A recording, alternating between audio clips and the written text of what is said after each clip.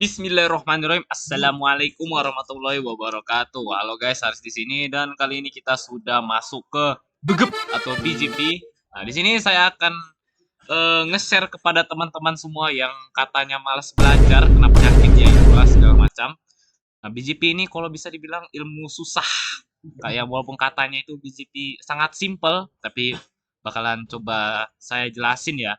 Terus juga mungkin akan saya coba jelasin in English biar gaya dikit. Okay guys, today we learn about how to config and explanation basic BGP configuration such as EBGP, IBGP ya, no. Nah, jadi pokoknya ya itu nanti aja. Yang bikin ribetnya BGP ini nggak kayak saudaranya lainnya. Kalau saudara lainnya ini bisa dibilang tuh ekstrovert, pengen kenalan satu sama lain. Nah, kalau BGP ini lebih introvert. Jadi kita sebagai master master network engineer, kita harus memperkenalkan router A atau enggak sama ke router C atau enggak router A ke router B walaupun itu dekat sekalipun ya. Jadi kita harus manual ingin agensinya. Ya kalau bisa dibilang kayak gitu. Jadi pertama itu kita harus tahu dulu yang namanya BGP. Nah, BGP itu sangat menarik ya dan juga membuat pusing kepala. Tapi BGP ini akan jadi sangat asik atau interesting karena BGP itu atau Border Gateway Protocol adalah routing protokol yang menyatukan internet. Ya, dibandingkan protokol lain, nah config BGP ini terhitung paling ribet dan sangat kompleks.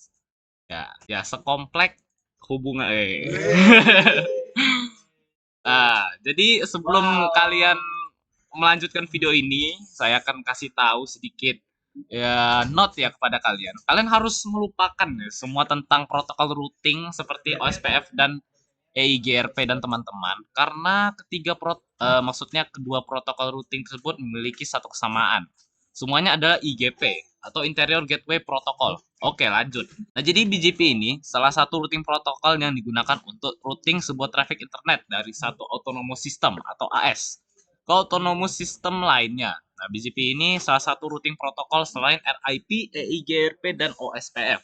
Tetapi BGP ini tidak seperti saudara lainnya karena BGP ini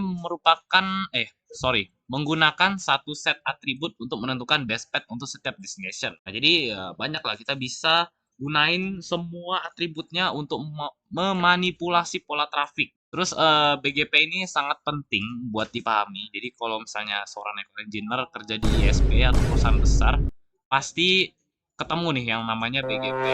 Nggak bisa lepas lah. Nah, terus apa sih bedanya AS EIGRP dan AS BGP? Nah, oke. AS EIGRP itu kayak OSPF areanya lah. Kalau OSPF ini kita jelasin dulu ya. Nah, kalau OSPF ini areanya itu harus berbeda tapi bisa saling terhubung asalkan terhubung ke area 0. Kalau EIGRP ini beda area, nggak bisa saling terhubung. Jadi harus redistribution dulu. Kalau EGP itu kalau nggak salah ya routing protokol sendiri. Nah, dia itu kepisah dari BGP. Tapi EGP ini udah kurang banyak peminatnya, jadi BGP dan EGP bersatu. Bukan kayak Ultraman.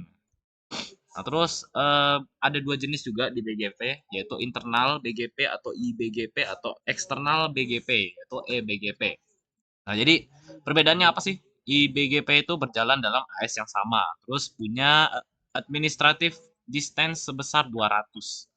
Lalu kalau untuk EBGP itu bertujuan untuk menghubungkan antar AS yang berbeda, lalu memiliki administrative distance sebesar 20. Nah, di sini saya mau jelasin apa lagi ya. Nah, jadi untuk BGP ini tugasnya untuk menghubungkan antar ISP. Jadi masing-masing ISP itu punya nomor uniknya sendiri atau AS-nya ya. Nah, kalau kita kan dari tadi nih ngomong tentang AS-AS mulu ya. Nah, jadi AS ini kalau nggak salah itu AS di BGP itu size-nya tuh 16 bit. Berarti 1 sampai 65.535. Yang dimana AS 64.512 sampai 65.535 itu buat private use. Jadi mirip private IP. Nah, jadi kalau misalnya ada kayak contoh-contoh soal atau enggak contoh lab itu mereka pasti pakainya AS yang enggak jauh-jauh yang tadi ya, biar enggak ngambil AS orang atau enggak nggak ngambil AS organisasi, kan nggak lucu tuh. Kita pakai buat lab simulasi tiba-tiba ada tagihan masuk. Ya nggak seru sih kalau kayak gitu. Kapan sih kita pakai BGP ini? Jadi kapan kita pakai BGP ini, tentu saja network kita atau nggak AS kita itu adalah transit AS yang hubungin AS satu ke yang lain. Ya, begitu. Terus untuk router pada BGP ini kebagi jadi dua ya. Yang pertama itu router yang ngeran BGP itu disebut BGP speaker. Terus router lain yang berada di neckboard BGP itu disebut BGP peers. Nah, jadi begitu ya, sangat mudah bukan? Oh iya, sebelum itu saya lupa ingin memberitahu tentang BGP message. Nah, jadi BGP ini punya kayak paket-paket gitulah mirip OSPF dan kawan-kawan. Nah, di sini bakalan saya singkat jadi korun aja biar easy ngingatnya. Jadi korun, K yang pertama yaitu keep alive. Membutuhkan 60 detik untuk agensi paket ini. Terus keep alive message ini untuk merefresh hot time supaya nggak expiring. Terus ada O-nya, open message, mengirim message menggunakan atribut atau enggak membawa atribut. Jadi misalnya setelah koneksi TCP telah terhubung antara dua router BGP, nanti pesan open message ini akan dikirimkan. Setelah dikirimkan, nanti router tersebut akan menjalankan keep live. Pesan open message ini berisikan tentang AS number, BGP version, BGP router ID, sama keep live hot time. Terus yang ketiga itu ada refresh. Nah, di sini kita bisa mempercepat pengenalan atau enggak agensinya. Oh, udah update. Nah, update ini kapan? Nah, update ini update message digunakan untuk bertukar informasi prefix, pet attribute, withdrawn routes atau enggak router yang tidak diinginkan, dan apa sih sebutannya? NLRI, Network Layer Reachability ya. Reachability lah, itulah information. Terus ada notification. Nah, ini paket ini ada kalau misalnya error ya kita saat menjalankan BGP. Nah, terus juga ada yang namanya BGP Neckboard State. Nah, jadi setiap router yang run BGP itu adalah BGP speaker ya tadi ya. Terus ya tadi router lain yang berada di BGP network ship adalah BGP peers. Nah, jadi suatu router yang menjalankan BGP akan melewati beberapa tahapan status. Nah, jadi yang pertama itu ada idle. Berarti dia nggak ngaktifin BGP. Lalu ada connect. Nah, di sini router akan menjadi status connect. Kalau misalnya habis berhasil melakukan TCP handshake. Jadi di sini terjadi tiga handway shake di sini. Pengiriman pertama itu IP address, terus yang kedua AS number, terus yang ketiga itu TCP port. Nah, itu portnya 179. Terus ada open message. Di sini pada state ini akan mengirimkan pesan ke neckboard-nya dan akan menunggu open message dari neckboard. Misalnya nggak dapat misalnya tidak terdapat kesalahan apa-apa, ntar akan langsung lanjut ke status open confirm.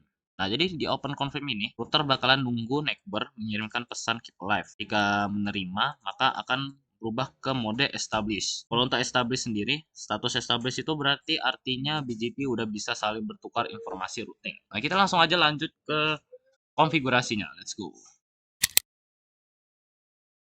Oke guys, kita sudah masuk ke dalam sebuah lab yang berada di GNS 3.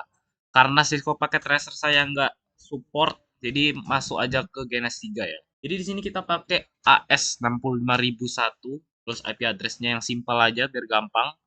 Terus ini ada loopback interface 0, terus ini ntar loopback interface 1 yang akan menjadi bestpath buat BGP.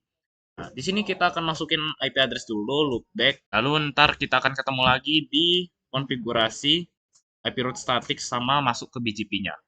Oke, see you. Nah, jadi di sini kita sudah masukin address dan loopback dan kawan-kawan. Di sini langsung aja kita mulai konfigurasinya. Nah, untuk BGP sendiri, apakah harus masukin IGP? Jawabannya ya, minimal static routing. Ini kita masukin static routing dulu. IP route back 0 ya. Berarti di sini kita masukin loopback musuh biar ntar bisa ping. Di sini subnetnya, di sini gateway-nya. Yes. Di sini juga IP route.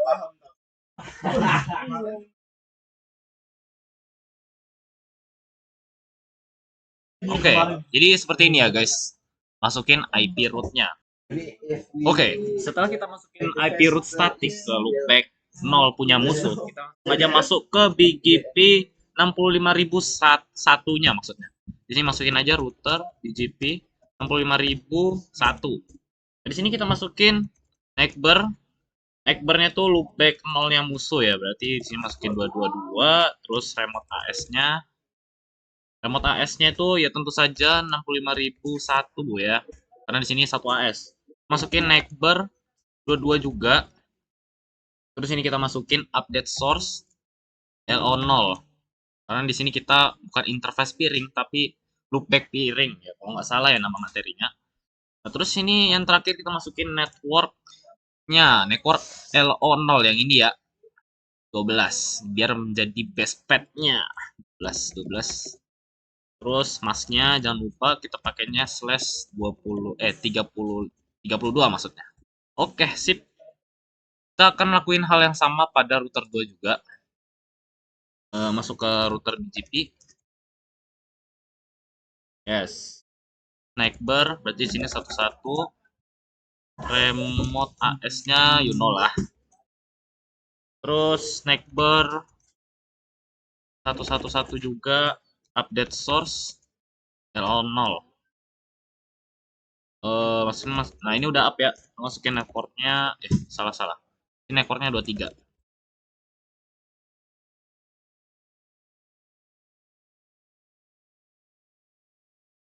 Oke, di sini udah kita masukin semua konfigurasinya dari router 1 dan router 2.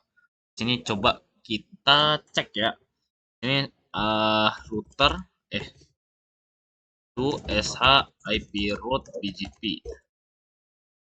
Wait, saya lupa config-nya.